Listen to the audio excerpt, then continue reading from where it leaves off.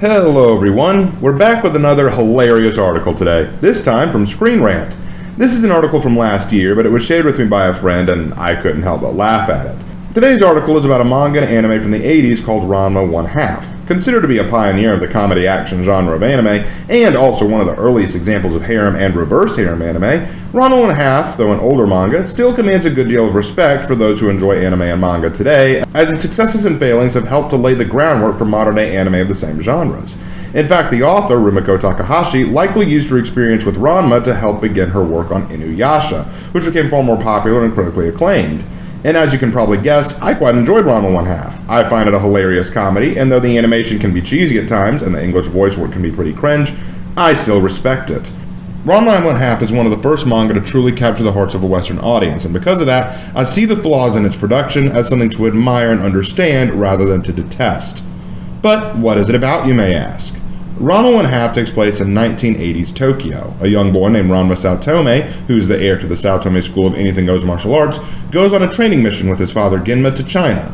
While training in a cursed training ground called Jusenkyo Springs, Ranma and his father both fall into the springs and are cursed. When doused with cold water, Ranma turns into a female version of himself, while his father is turned into a panda. While Ranma is desperate for a way to fix his curse, Genma has other plans for him. It turns out that long before Ranma was born, Genma had arranged for his child to marry the child of his friend son Tendo, the master of the Tendo training hall. If their children were to marry, the future of their two schools of martial arts would be secure. Mr. Tendo, it turns out, has three daughters, Kasumi, Nabiki, and Akane. As Ranma and Akane are the same age, they are the obvious pair, but it's not so simple it seems.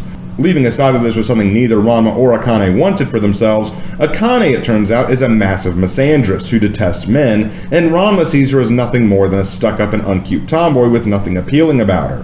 Ranma just wants to get back to China and remove his curse. He wants nothing to do with Akane or arranged marriages.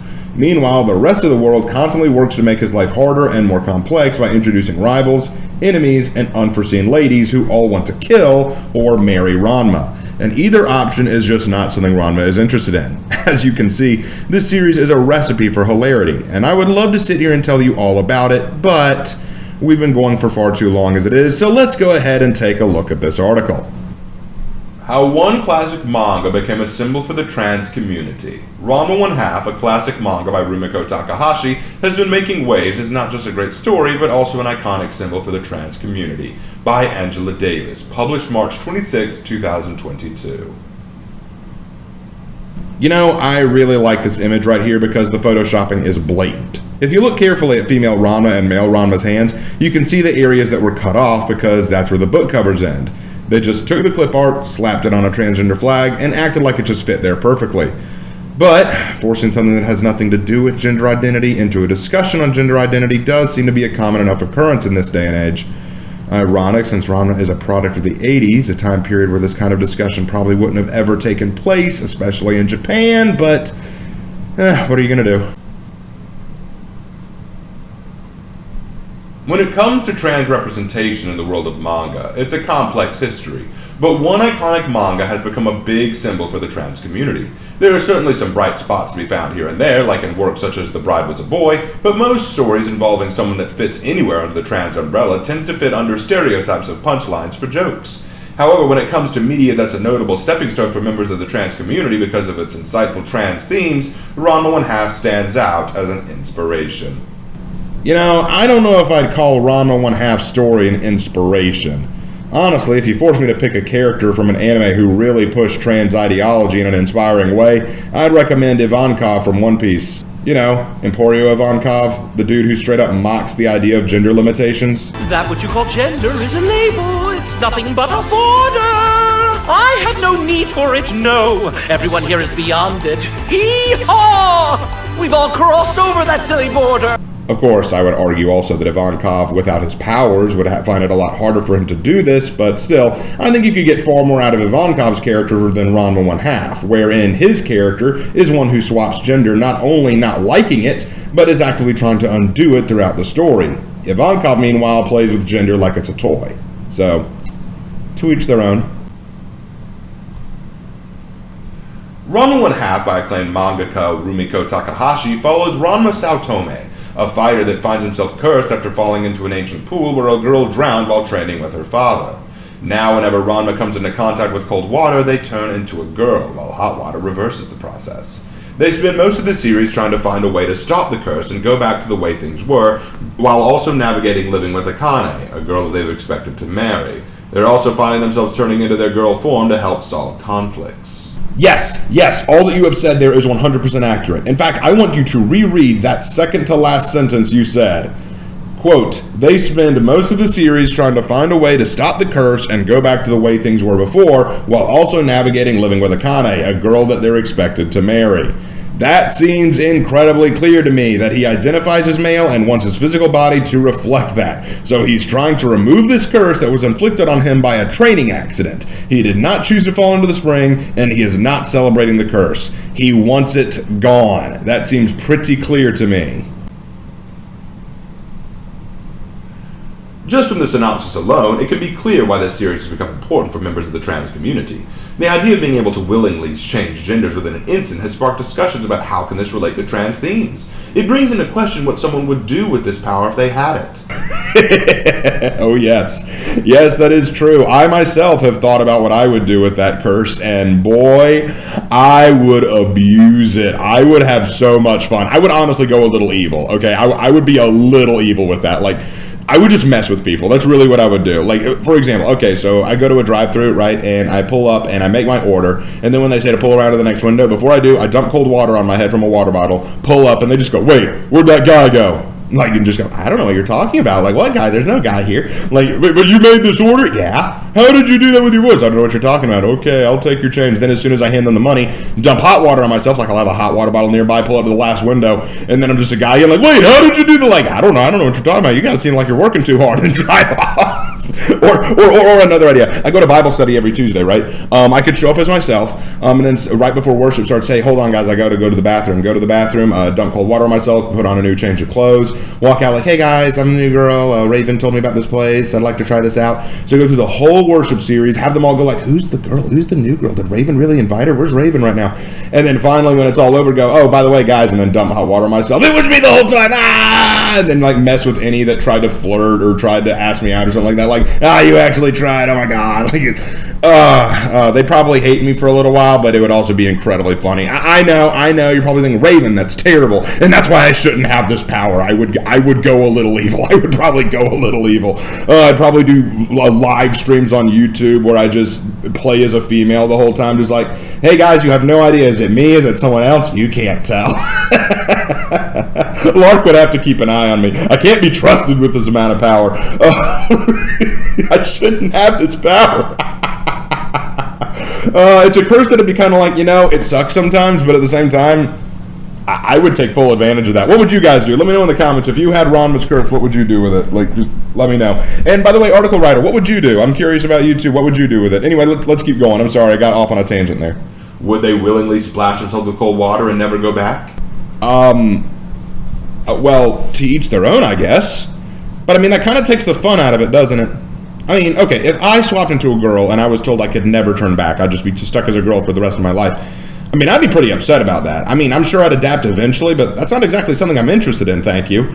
But, that kind of detracts from the comedy of the show, doesn't it? I mean, okay, what you're saying is, what this article writer seems to be saying, is that it's not the manga or anime itself that inspires the trans community, it is the concept of the Jusenkyo curse that Ranma suffers from. So, it's just gender transformation that inspires it. Well, good for you, I guess? Well, I guess I just don't understand, because I see the gender transformation element as a catalyst for comedy and a unique circumstance. It's something Ranma doesn't enjoy, but he can make use of given the circumstance.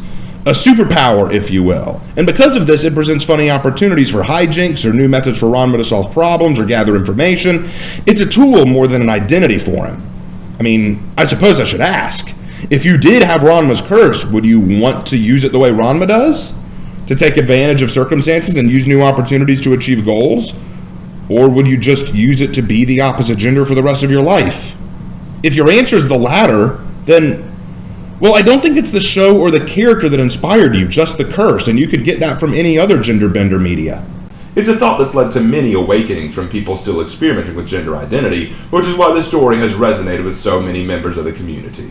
Ah, so I was right. People saw the gender transformation element, found it gratifying, and thought that if they had that power, they'd never want to turn back, and thus they discovered their gender identity through that. Well, I won't fault them for that conclusion, but you realize they could draw such a conclusion from any gender-bender medium, right? Ranma 1/2 as a story is not what appealed to you. It was the curse Ranma is under, and the possibilities it would provide someone who was trans. So I wouldn't say Ranma 1/2 is an inspiration to the transgender community, but the gender-bender curse in the show is something the trans community appreciates. Now, with that said, I've also heard trans people criticize the show because Ranma speaks ill of his female side and can occasionally behave in something of a misogynist way. So I guess trans people are all individuals at the end of the day who like what they like and don't all feel inspired by the same things. Shocking concept, I know, but still. This can also be applied to non-binary people, freeing Ranma 1/2's themes from being solely bound to gender binary. When looking at Ranma's transformation as gender expression instead of identity, it opens up a wide variety of speculation as to at the spectrum of different gender identities. Someone could feel neither of Ranma's expressions fit them, but other times both, or even more. Okay, will you please just admit you're reaching now? Look, okay, if you wanted to call Ranma anything at all under the LGBTQ umbrella, considering how water is what turns him from boy to girl, it's obviously that he is gender fluid. Thank you! Sorry, it was a bad joke. But my point here is that this is clearly not applicable to Ranma, and you know it. That's the thing. You know it's not applicable to Ranma. You have no evidence for it, for one thing. It's telling in the phrase where you say, quote, when looking at Ranma's transformation as gender expression instead of identity, it opens up a wide variety of speculation at the spectrum of different gender identities. Here's the thing. You're having to look at it through a self-applied lens. You're trying to see what you want from the characters in the story rather than what the story itself is giving to you. Not a great idea.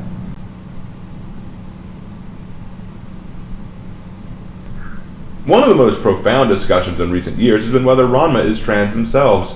There's actually interesting evidence in the series to prove this case. Oh, really? You have interesting evidence from the series to prove that Ranma is trans. I can't wait to hear this one. One point from a post on Tumblr made by Secret Gamer Girl is that Ranma is introduced as a girl to the family they'll be staying with in the first volume. They don't try to sneak around the back to change, they don't have a secret hot water pack to pour on them when they get inside, they just casually stay as a girl until they shower later at night. It shows a sign of comfort for Ranma, which becomes a consistent motif throughout the series. Ranma's comfortability as a girl in multiple situations that don't require them to become a girl is a clue that this is more than a curse to them. This could just be a gift in disguise for them to finally be who they are. There are so many problems with this. All right, let's start with the first one. You took this example from someone on Tumblr. Word to the wise, never use Tumblr as a credible reference. Second, you didn't even bring up this evidence yourself. You had to go to someone else to give you the evidence. That tells me you probably didn't even read the manga or anime. You just heard about what it was and said, ooh, we can make an article about how this connects to trans people, and then quickly look to the internet to find, okay, does anyone else agree with us, and found an article or a Tumblr post that helped you. Why don't you try reading the manga itself? Because you'll note they never bring up anything or evidence from the manga itself. All that this article writer has done is reference the overall plot. They haven't mentioned anything from the manga to help them. But anyway, second, the evidence you're referring to is in the opening of the series when Ranma first arrives in Tokyo after coming back to China. First of all, Ranma was turned into a girl because it was raining outside and the rain changed him. Dousing hot water on himself outside or behind the house would have been pointless since the rain would have just changed him back anyway. Also keep in mind that Ranma at this point is trying to avoid going to the Tendo house because he doesn't want anything to do with this. Genma is having to force him to go. That means he doesn't have time to stop and turn him into a boy again. Let go, you old fool! I told you I don't want any part of this. Now put me down! And also, he does not have the opportunity to dump hot water on him because he doesn't have hot water on hand. Plus, keep in mind, Ranma also apologized when showing who he was, and tried to hide the truth because he didn't want them to think less of him.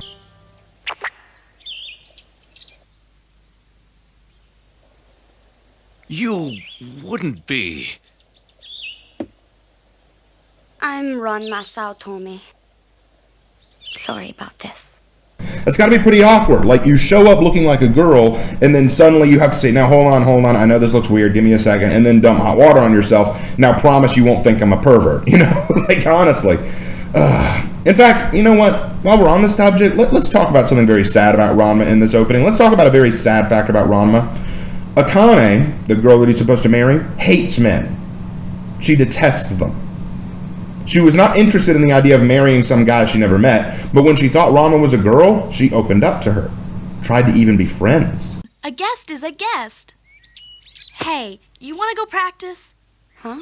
I'm Akane. You want to be friends? Ranma, who's traveled for a lot of his life, hasn't made many friends and agrees to this. They decide to train together, they have fun together, they enjoy each other's company, until Akane reveals she's glad Ranma isn't a boy. I'm just glad that you're a girl. What? It's just, well, I'm just really glad you're not a boy.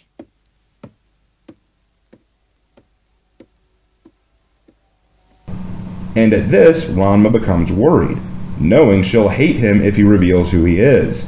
That's why when Kasumi offers a bath to Ranma, he starts to decline. He doesn't want to make Akane hate him. Would you like to freshen up and have a bath now? No thanks.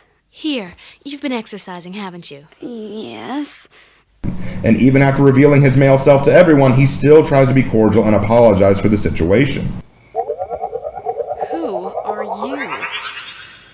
I'm a Ranma Sao Tome. Sorry about this. It's only when Akane starts calling him a pervert that he latches back.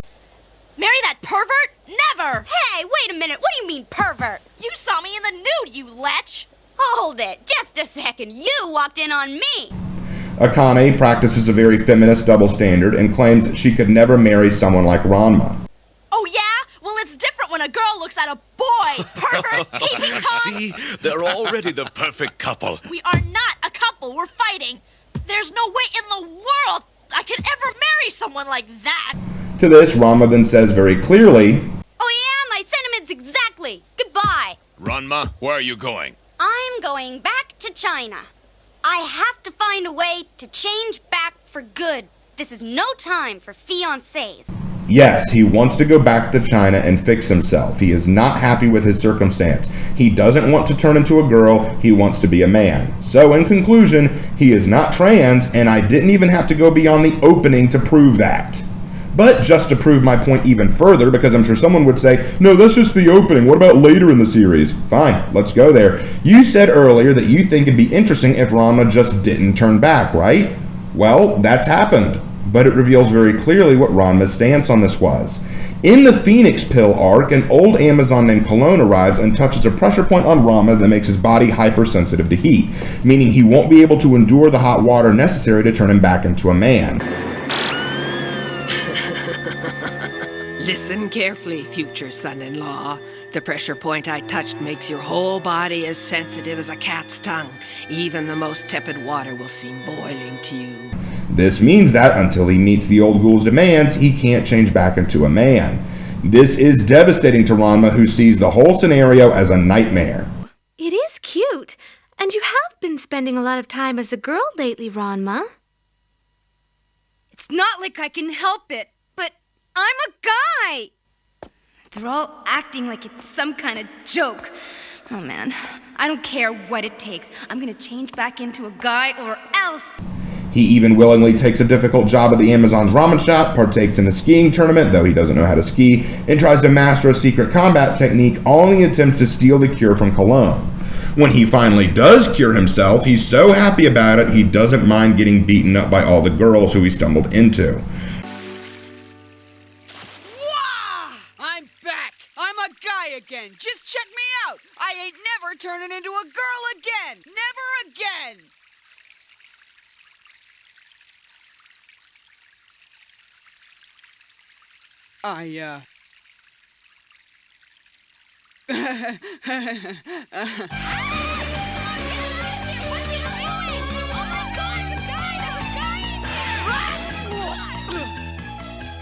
Who cares? It's still great to be a guy.